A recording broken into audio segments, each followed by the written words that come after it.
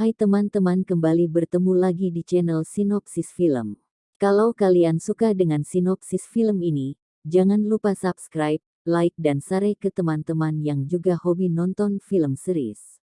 Kali ini sinopsis film mau melanjutkan sinopsis dari serial layangan Putus episode 7 bagian A kemarin.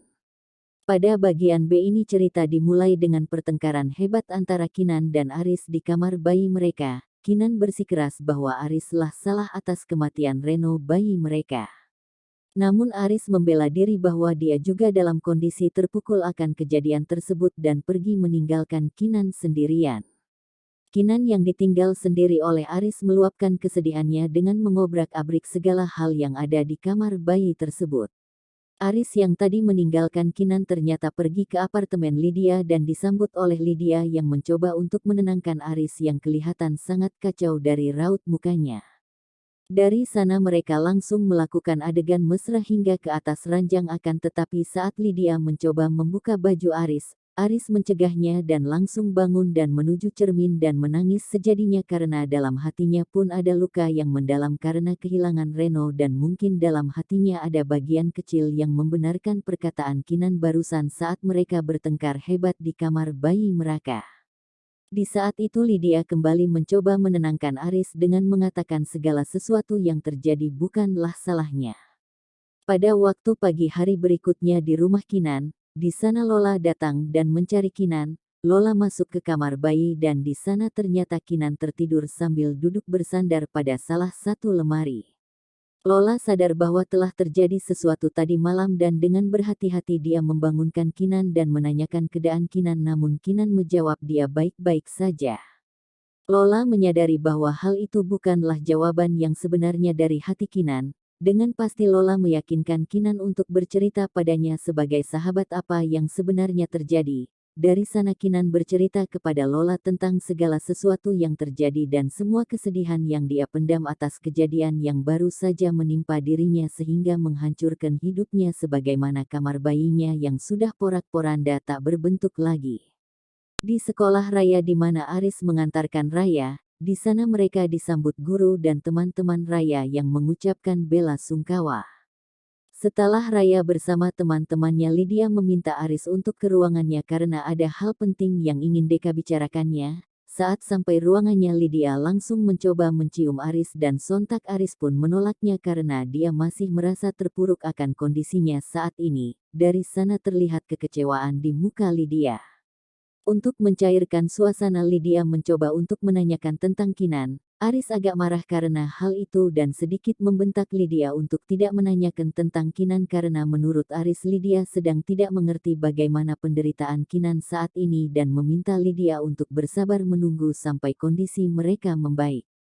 Sementara itu di rumah, Kinan kali ini didatangi sahabat baiknya Dita. Setelah basa-basi, Dita menawarkan diri untuk membantu Kinan jika memang Kinan membutuhkan bantuannya, dan saat itu Dita menyinggung tentang membereskan kamar Reno dan saat itu perasaan Kinan kembali campur aduk dan akhirnya menumpahkan perasaannya dengan marah ke Dita karena menganggap Dita yang orang-orang yang dekat dengannya tidak bisa memahami kondisinya saat ini.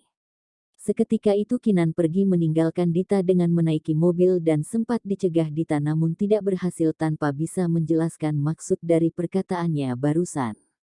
Ternyata Kinan pergi berziarah ke makam Reno dan dengan perasaan yang masih sangat sedih dia berbicara dengan Reno di atas kuburan Reno dan di sana dia mengeluarkan foto keluarga yang mana ada dia, Aris dan Raya.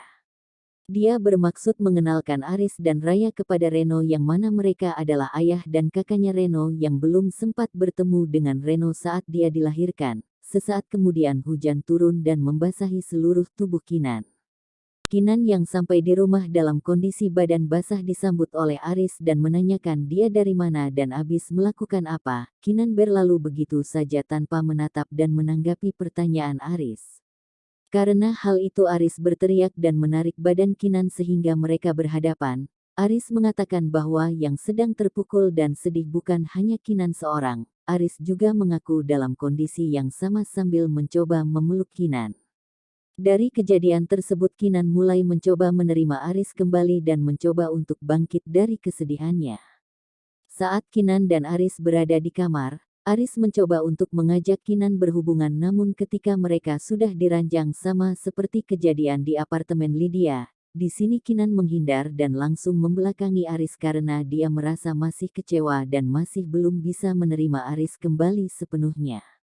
Ketika Aris sudah tertidur, ternyata Kinan masih bangun dan masih memiliki hasrat untuk membongkar perselingkuhan Aris dan Lydia. Saat itu Kinan mencoba untuk mengambil dan membuka telepon seluler Aris namun terkunci. Namun Kinan mempunyai intuisi bahwa pin telepon seluler suaminya tersebut pastilah berkaitan dengan Lydia. Dengan yakin Kinan mencoba memasukkan tanggal lahir Lydia dengan melihat di file foto KTP Lydia yang pernah diberikan Lola kepadanya tempo hari dan mengejutkannya, sangkaan Kinan benar adanya. Kinan berhasil membuka kunci telepon seluler suaminya dan dia mencoba untuk mengoneksikan aplikasi obrolan yang biasa Aris pakai ke laptopnya sehingga dia bisa menyadap obrolan Aris dan Lydia dari sana.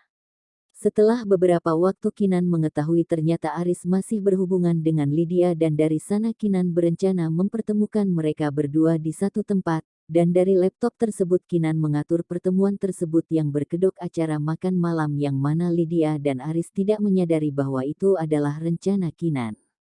Pada waktu yang diatur Kinan, Aris sampai duluan di restoran dan dia tahunya bahwa itu adalah acara makan malamnya berdua dengan Kinan untuk mencairkan suasana hati mereka berdua. Tanpa disangka-sangka ternyata Lydia datang dan langsung mencium Aris dari belakang. Sontak Aris terkejut dan menghindar karena dia bingung kenapa Lydia ada di sana.